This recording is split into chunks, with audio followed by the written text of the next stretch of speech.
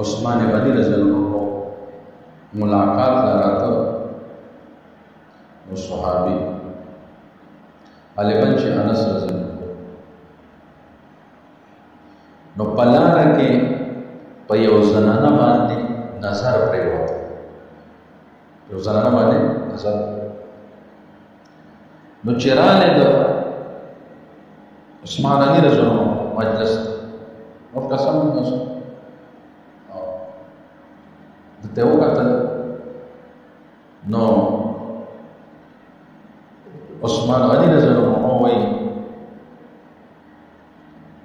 وی يدخل علی احدكم واثر الزنا ظاهر على عینه وی پتا سو یو کس منصف راشي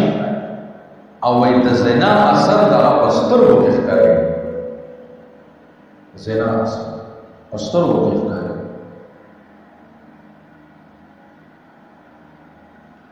نو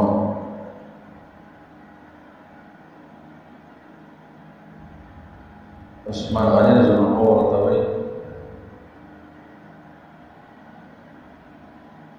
وی تا ته پته نشته چې د سترګو زنا کتل سترګو زنا او وی که توبه دې ونه باسله نو سخت سزا ولري. نو حضرت انس رضی اللہ عنہ ورته وی یا امیر المؤمنین د نبی علیہ الصلوۃ والسلام دنیا نه تلو نه پس اوسم د وحی سلسله جاری ده، د وحی سلسله اوسم جاری ده ځکه هغه هو هیڅ ته پته نو یو الله ته پته و چې دا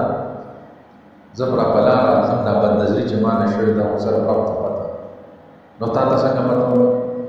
النبی علیہ الصلوۃ والسلام ته پته لګیدا چې جبرئیل علیہ الصلوۃ والسلام ورته وحی راځي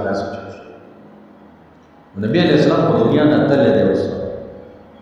نو تا ته څنګه پته ولګي؟ نو وایي د وحي سلسله اوس هم جاري ده، نبی علیہ السلام د دنیا نه د پردې فرمایي پس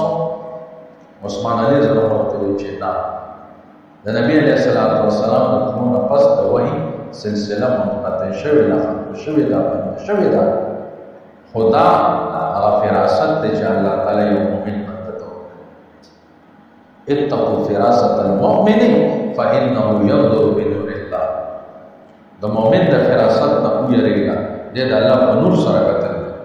او د الله نور پتا کیږي. نو دا هغه فراست مؤمنانه ده چې الله رب العزت د تقوا او وجه باندې یو مؤمن باندې ورکړي. دا دته د مادینه